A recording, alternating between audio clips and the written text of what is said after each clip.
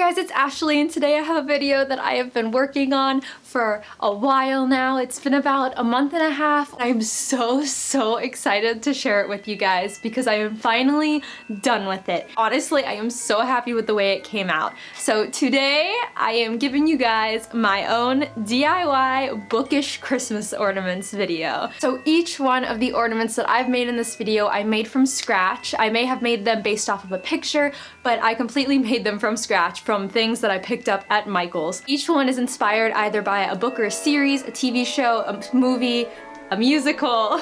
Now, I know from the get-go that some of these things are gonna look a little like crappy. It was my first time making them, and so I'm sure that the next time that I make them, they will be a lot better, but you know, the first time around, nothing ever turns out the exact way you want it to. So go easy on me, okay? I'm going easy on myself. I honestly was expecting it to go a lot worse and have a lot of things not work out as much as they did, but I'm still super happy and I am so in the Christmas spirit now, and all right, I'm just gonna get into it. So we'll just start playing the clips with my weird voiceover. So let's go. Okay guys, so this is my first attempt at a voiceover. Please bear with me. So for the first ornament, we're not actually making ornaments, we are making Christmas lights inspired by Stranger Things. So I'm gonna take this piece of cardstock and cut letters out of them and glue them onto those lights that I just showed you in the last frame, and we're gonna do that. So this is just me just tracing out letters because, you know, why not? And I probably should have done this on the backwards, a little bit bigger. That way they would be right side out and I wouldn't have had all the problems that I did, but you know, why would I think of that in the heat of the moment? I wouldn't. So here I am, precariously cutting out every single one of them, and oh, this was the point where I realized that my X-Acto knife wasn't as sharp as I thought it was, and that this was definitely not going to work. So wait for it, and I give up, and I just leave it the way it is. What you gonna do?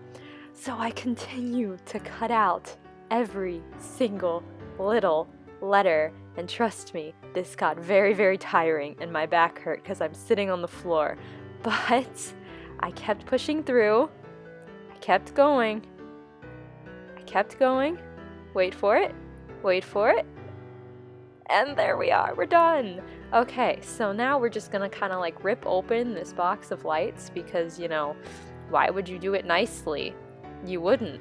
And of course, if you're like me, your box of Christmas lights is gonna get tangled as soon as you take it out, so you must untangle it before we can begin the gluing process. Fun. So now my first thought had been to tie the letters to the lights, but after I did the A, I realized that that would be a lot more work than I really needed, and I said screw it, so I just hot glued them and hoped for the best. And in the end, I really liked how they came out, but I was really scared that they wouldn't work after I hot glued the wire. But I mean, I put the batteries in, you know, hoping for the best, and just wait for it.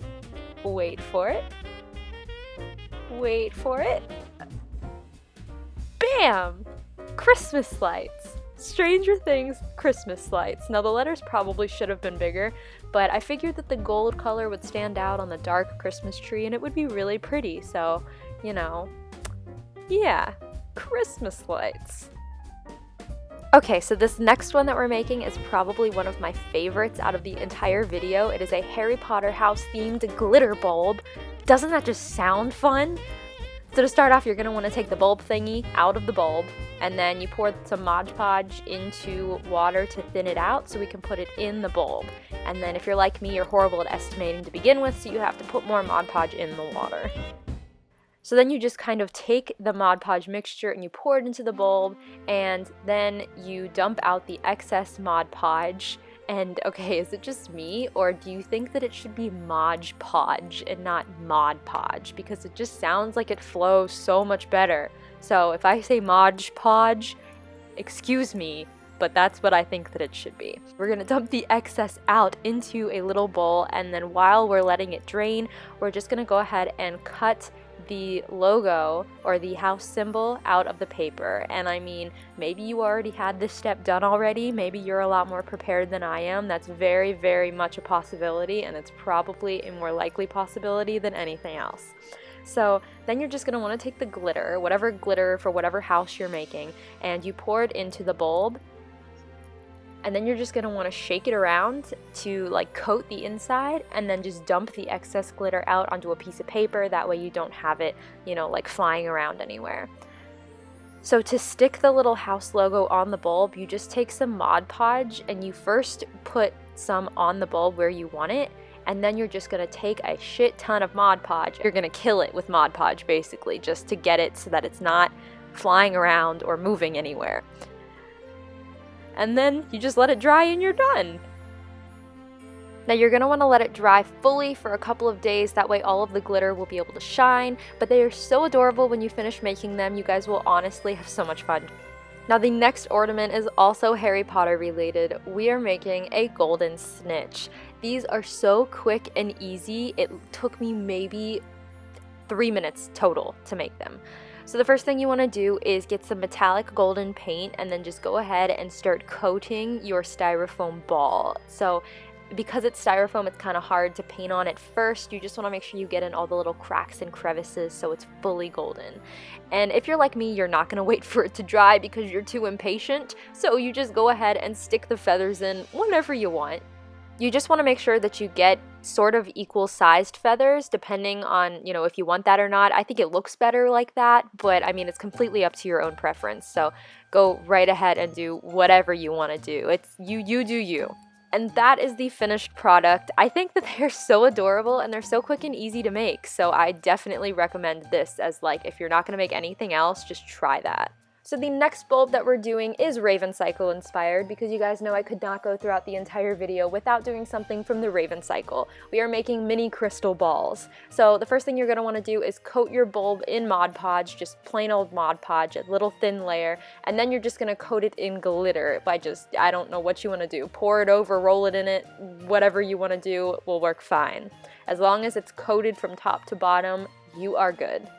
So you're going to want to let this dry for about 15 minutes, or if you're like me, not at all, and then you're going to want to just do a second coat of Mod Podge. The reason you wait about 15 minutes is so that it doesn't move around and you don't get blank spots and the glitter doesn't fall off, but luckily I didn't have too much of that happening, so yay. Then I just cut a little rectangular piece out of some black cardstock that I had, and I rolled it up in a circle to make the little stand. I just hot glued that together, and then I hot glued the outside of it to put underneath the bulb. And I also made a pink one, but then I realized I liked the blue better, and so then I made that, but I used the pink anyways because I had it. And that is the finished product. I think that they are adorable and very glittery, and I just absolutely love them. Okay, so if any of you can guess what I'm going to be making just by looking at this picture right in front of me, then you are a true Star Wars fan, because we are making a miniature BB-8. He is so adorable, and you guys are not going to believe how great he looks at the end. So basically all I'm doing is taking 2 styrofoam balls, I cut one in half and glued one on top of the other, then I'm just going off of a picture and painting how he looks on the picture. Like I said before, styrofoam is kind of hard to paint, so just make sure you dab it rather than like streak it, and you should be good. I am not the biggest Star Wars fan in the world. I think I've only seen episode 4 and the newest, The Force Awakens, but my sister is a huge fan, and so I felt like I needed to make this ornament just to, you know, like please her and to have like a piece of her in this video. So this is for you, girl. And here's the finished product. He is so adorable, you guys. I can't even explain. He's just so cute. You didn't think I'd be able to go an entire video without even once mentioning the Mortal Instruments, did you? Because if you did, you are very, very wrong, sir. So we are going to be making a rune or a couple of runes out of clay. I basically just got basic clay at Michael's at the craft store. Yes, that was me putting on Hamilton because I am currently obsessed. I'm basically just going off of a picture and going from there. I tried to make it not so thick that it would be so heavy when I hung it on the tree, and also so that it didn't take too long to bake. That is the angelic rune, ladies and gentlemen. I think I did a pretty good job, and so because I did such a great job, I decided to step up my game and try an Iratse, the healing rune. You know what I'm talking about. Still don't know how to pronounce it, but, you know, love it anyways.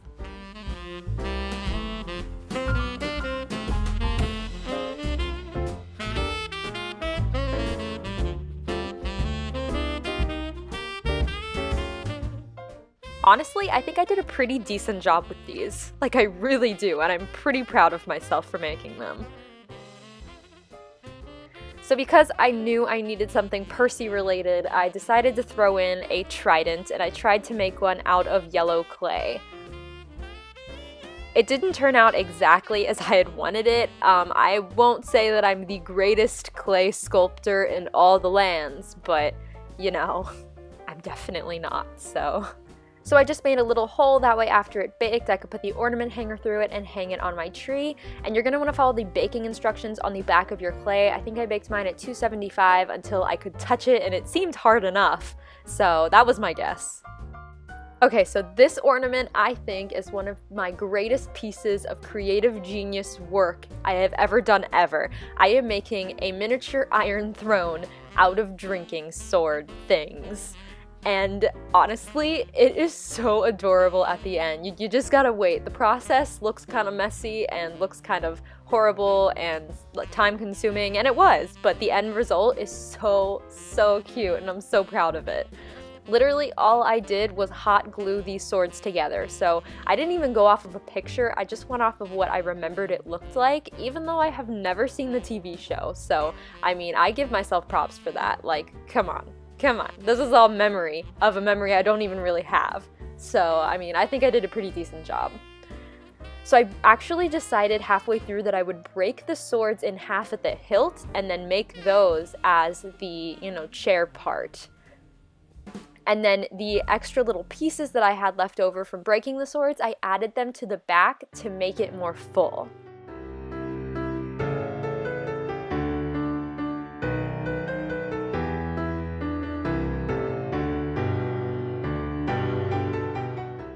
And then afterwards, I just took some white and black paint and mixed them together to make like a dark gray, and I just started going to work with painting the entire thing gray, because I can't exactly leave it neon green and blue and yellow and orange. Like, I don't think anybody would want to sit on that and actually look threatening, so.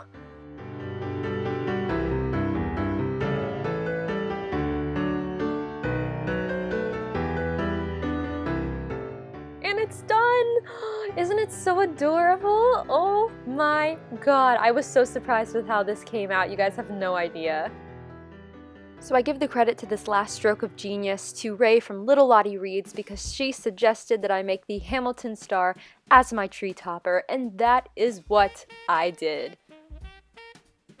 So I went ahead and cut out a 3D stencil that I printed from online for the star, and I just traced it onto my foam 2 different times, that way I could put one behind the other.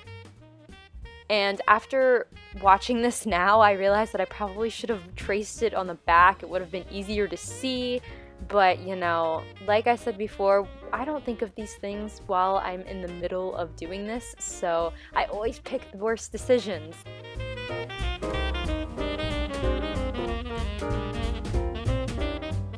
So I just folded over the edges of the star, that way I could glue them both together.